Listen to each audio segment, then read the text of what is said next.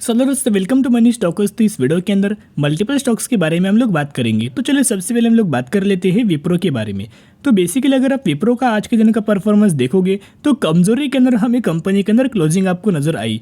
Similar तरीके से अगर आप यह बेसिकली इन्फोसिस का परफॉर्मेंस देखोगे तो वहाँ भी आपको कमजोरी के अंदर ही हमें क्लोजिंग नजर आई। सिमिलर तरीके से टीसीएस के अंदर भी अगर आप आज के दिन का परफॉर्मेंस देखोगे तो वहाँ भी हमें कमजोरी के ही अंदर आपको क्लोजिंग नजर आई है। ऑलमोस्ट 1% की गिरावट हमें आईटी सेक्टर के अंदर नजर आ चुकी है। अब इस गिरावट के पीछे का रीजन क्या है, क्यों हमें पैनिक लेवल के अंदर क्लोजिंग नजर आई, और एक और खतरा हमें कल के दिन आईटी सेक्टर के अंदर होने वाला है। तो चलिए अपडेट्स के बारे में बात करेंगे। ये जो अपडेट्स है बहुत भी नेगेटिव नहीं है। बेसिकली जो अपडेट्स है, इस अपडेट्स की वजह से ही आईटी कंपनीज के अंदर कल के दिन, आईटी सेक्टर के अंदर कल के दिन हमें उसका रिएक्शन आपको नजर आ सकता है। तो दोस्तों बेसिकली आपको पता होगा यूएस के अंदर फेड की हमें आज के दिन मीटिंग होने वाली है। फेड का ही आपको मीटिंग का आउटकम आज रात को नाइट के अंदर आपको नजर आ सकता है। आज रात को इसका आउटकम आ सकता है और उसी तरह से कल के दिन स्टॉक मार्केट हमें इसी के चलते आपको रिएक्शन हमें नजर आ सकता है। तो फेड की हमें मीटिंग होने वाली है। उस फेड की मीटिंग के अंदर कितना हमें रेपो रेट के अंदर हाइक आपको नजर आएगा वो आज रात को ही आपको पता लगने वाला है। लेकिन इसका रिएक्शन हमें नैस्डैक के अंदर आपको नजर आया, डाउ जोन्स के अंदर भी नजर आया। अगर आप यहाँ नैस्डैक के अंदर देखोगे तो कल ही के दिन हमें नैस्डैक का जो परफॉर्मेंस था 1% की गिरावट के अंदर था, और कल ही के दिन अगर आप डाउ जोन्स का परफॉर्मेंस देखोगे तो वहाँ भी आपको 1% की गिरावट के ही अंदर हमें परफॉर्मेंस नज़र आ रहा था। लेकिन इंडियन स्टॉक मार्केट के अंदर तो इतना हमें आज के दिन इसका रिएक्शन तो नज़र नहीं आया। लेकिन इसका जो रिएक्शन है हमें आईटी सेक्टर के अंदर आपको कल के दिन नजर आ सकता है। यानी कि इसका कोई रिएक्शन एक स्पेसिफिक कंपनी के अंदर कोई नेगेटिविटी नहीं आएगा। इसका जो रिएक्शन है पूरे सेक्टर के ऊपर हमें होने वाला है, पूरे मार्केट के ऊपर होने वाला है। जिस तरह से अनाउंसमेंट हमें इनके फेड की मीटिंग के अंदर होने वाला है उसी तरह से रिएक्शन कल के दिन आपको मार्केट के अंदर नजर आ सकता है। लेकिन विप्रो के अंदर बहुत ज़्यादा पॉजिटिव अपडेट्स आ चुका है। अब ये पॉजिटिव अपडेट्स शेयर करने से पहले एक पॉइंट नोट करना। अब कंपनीज ने, आईटी सेक्टर की कंपनीज ने अपना रिजल्ट परफॉर्म किया, विप्रो ने अपना रिजल्ट परफॉर्म किया, इन्फोसिस ने अपना रिजल्ट परफॉर्म किया, एज वेल एज टीसीएस ने अपना रिजल्ट परफॉर्म किया। टीसीएस के रिजल्ट्स के अंदर भी गिरावट हुआ, इन्फोसिस के रिजल्ट्स के अंदर भी गिरावट हुआ, और विप्रो के रिजल्ट्स के अंदर भी गिरावट हुआ। लेकिन तीनों कंपनी में से जिस कंपनी ने अच्छे खासा बेसिस की पर एज कंपेयर टू 3 कंपनीज, कौन सी कंपनी ने रिजल्ट हमें अच्छा परफॉर्म किया है, उसका नाम है विप्रो। विप्रो ने ठीक ठाक तरीके से अपना रिजल्ट परफॉर्म किया है। और अगर आप यह एचसीएल टेक को भी अगर इन लिस्ट के अंदर देखोगे तो सबसे बेहतरीन तरीके से जो कंपनी ने रिजल्ट परफॉर्म किया है एचसीएल टेक ने ही। इन तीनों चारों कंपनीज में से उसी कंपनी ने बहुत अच्छा खासा रिजल्ट हमें परफॉर्म किया है। जितना भी मेरे रिजल्ट्स के अंदर पैनिक टेबल है वो शॉर्ट टर्म बेसिस के ऊपर इतना समझ लीजिएगा।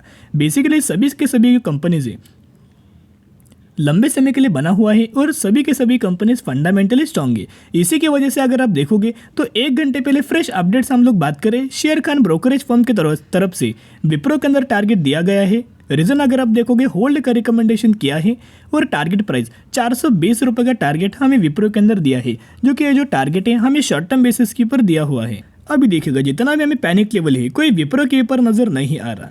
तो बहुत से लोगों का एक सवाल होता है कि सर ये चलिए हम लोग विप्रो से सेलिंग करते हैं और इन्फोसिस के अंदर जाते हैं, इन्फोसिस से सेलिंग करते हैं, टीसीएस के अंदर जाते हैं, टीसीएस से सेलिंग करते हैं, एचसीएल टेक के अंदर जाते हैं। ऐसे बहुत सारे लोगों का सवाल होता है क्यों, किन कंपनीज के अंदर उनको लॉस हो रहा है, या फिर इन कंपनीज के अंदर उनको प्रॉब्लम्स हो रहे हैं, या फिर इन कंपनीज के अंदर उनको एक ह्यूज अमाउंट ऑफ हमें पोर्टफोलियो के अंदर नेगेटिविटी हो रही है। देखिएगा दोस्तों, जो आपको करंटली इन कंपनीज के अंदर जो गिरावट आपको नजर आई है, ये गिरावट नहीं बोल सकते, इसे बाइंग अपॉर्चुनिटीज बोल सकते हो। यानी कि ऐसा मौका जो बार बार आपको आने वाले समय के अंदर नहीं मिलने वाला, बार बार मौका आपको आने वाले फ्यूचर में नहीं मिलने वाला। और जिस प्राइस रेंज के ऊपर ये कंपनीज बिलोंग कर रहे हैं, विप्रो हो, इन्फोसिस हो, टीसीएस हो, वो आने वाले फ्यूचर के हिसाब से नहीं मिलने वाला।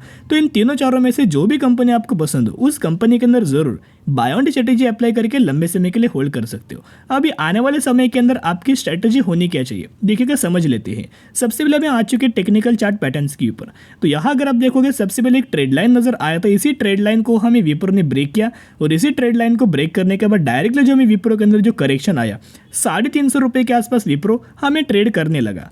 अगला जो हमें पहले कंपनी का सपोर्ट लेवल था वही सपोर्ट लेवल को ब्रेक करके कंपनी नीचे गया था। जो कंपनी नीचे जाएगा तो उसके बाद जब भी कंपनी रिवर्सल होगा तो वही सपोर्ट लेवल रेजिस्टेंस लेवल के अंदर कन्वर्ट हो जाएगा, और इसी रेजिस्टेंस लेवल को विप्रो ने ब्रेक करके यही हमें करंट बेसिस के ऊपर कंपनी सस्टेन हो रहा है, यही करंट बेसिस के ऊपर कंपनी फिर से सपोर्ट लेने जा रहा है। तो हमें जो सपोर्ट लेवल हो सकता है फिर से 375 रुपीज़ का विप्रो का सपोर्ट लेवल हो सकता है और यही कंपनी सपोर्ट लेके और हमें 420 रुपये तक का लेवल हमें कंपनी अचीव कर सकती है, क्योंकि यही कंपनी का extremely higher level resistance level नजर आ रहा है। तो दोस्तों कंपनी के अंदर प्रॉब्लम नहीं है। अगर आप विप्रो के अंदर भी बाइंग करना चाहते हो, लंबे समय के लिए होल्ड करना, बाय ऑन स्ट्रेटेजी अप्लाई करके होल्ड कर सकते हो। हर एक लोग विप्रो के अंदर बाइंग कर रहे हैं, हर एक लोग आईटी सेक्टर की कंपनीज के अंदर बाइंग कर रहे हैं, म्यूचुअल फंड्स बाइंग कर रहे हैं, एफआईज बाइंग कर रहे हैं, डीएस बाइंग कर रहे हैं, पब्लिक बाइंग कर रहे हैं, गवर्नमेंट बाइंग कर रही है। तो जरूर आप भी बाइंग कीजिएगा और लंबे समय के लिए होल्ड करना। चलिए अभी हम लोग बात करेंगे टाटा मोटर्स के बारे में। टाटा मोटर्स का भी अगर आप आज के दिन परफॉर्मेंस देखोगे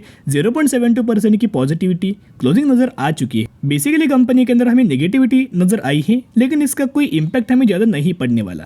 तो यहाँ अगर आप देखोगे Tata Motors, Hero MotoCorp stock slip after April sales disappoint, Maruti Suzuki, TVS motors. तो बेसिकली अगर आप देखोगे ऑटो सेक्टर के जो मंथली सेल्स नंबर आते हैं, वैसे ही अप्रैल महीने के सेल्स आया था। सभी कंपनीज में से हमें सभी कंपनीज ने डिसअपॉइंट किया है इनके नंबर्स को लेके।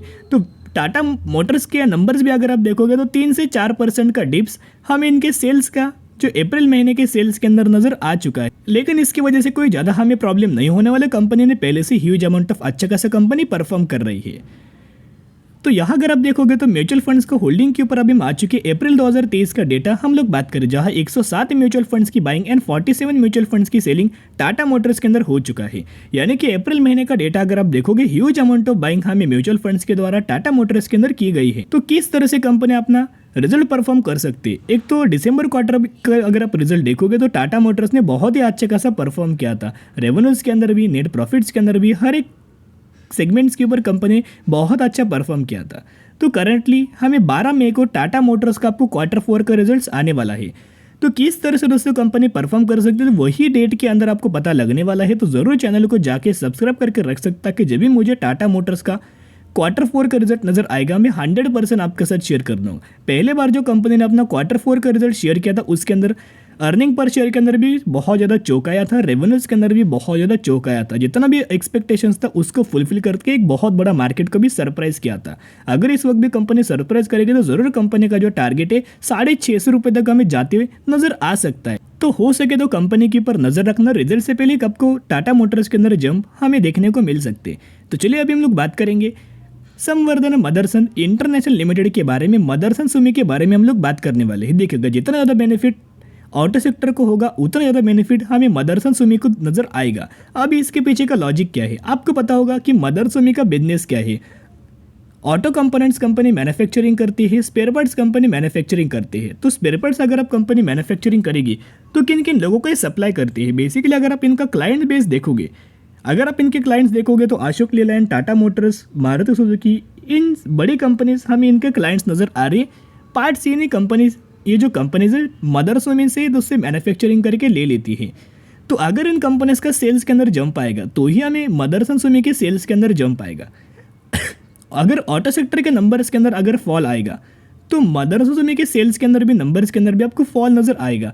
तो क्या हमें मदरसन सुमी के अंदर निवेश करना चाहिए? मैं एक रिक्वेस्ट आपके साथ करना चाहूँगा, कंपनी अच्छी फंडामेंटली स्ट्रांग है और लंबे समय के लिए कंपनी बहुत अच्छी है, लेकिन पिछले 5 सालों से कंपनी के अंदर कोई अच्छा हमें रिटर्न प्रोफाइल नहीं दिया, कोई अच्छे हमें कंपनी के नंबर्स नज़र नहीं आए, कोई अच्छे हमें कंपनी के पैरामीटर्स नज़र नहीं आए। तो सबसे पहले कंपनी अगर दोस्तों अपना रिजल्ट बहुत अच्छा परफॉर्म करते हैं उसके बाद निवेश करना, यानी कि आपको कंपनी के अंदर करंटली क्या निवेश करना चाहिए, करंटली वेट एंड वॉच करना। सबसे पहले कंपनी का Q4 का रिजल्ट देखना।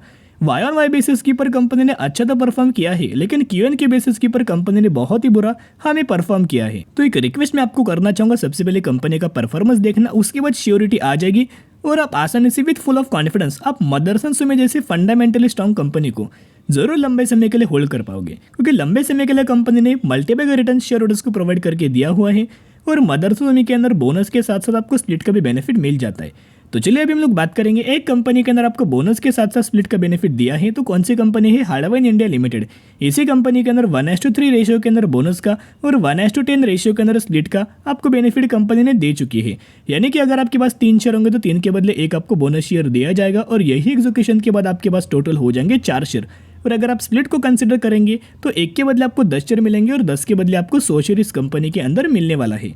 तो बेसिकली कंपनी का अगर आप मैक्सिमम के अंदर रिटर्न प्रोफाइल देखोगे तो 300% से ज़्यादा का रिटर्न प्रोवाइड किया हुआ है और 1 सालों से कंपनी मार्केट के अंदर लिस्टेड है। जब से आई तब से रिटर्न कंपनी दे रही है। कंपनी का बिजनेस ठीक ठाक है, कंपनी के पैरामीटर्स भी हमें अच्छी खासी नजर आई है। तो ब्लाइंडली कंपनी को फॉलो मत करना, स्टडी करना, एनालिसिस करना, उसके बाद निवेश करना। और अगर आप निवेश भी करेंगे तो छोटी सी अमाउंट निवेश कर सकते हो, क्योंकि कंपनी छोटी है। अगर मार्केट के अंदर तेजी भी आती है तो ह्यूज अमाउंट ऑफ इस कंपनी के अंदर तेजी आएगी, लेकिन वाइसा वर्सा अगर मार्केट के अंदर गिरावट अगर आपको नजर आता है तो माइक्रो कैप वाली कंपनी, स्मॉल कैप वाली कंपनीज के अंदर ह्यूज अमाउंट ऑफ फॉल हमें नजर आ जाता है। इसके ऊपर भी आप नजर रख सकते हो। तो चलो दोस्तों, आज के लिए इतना ही। अगर आपको वीडियो पसंद है जरूर वीडियो को लाइक और चैनल को सब्सक्राइब कर सकते हो।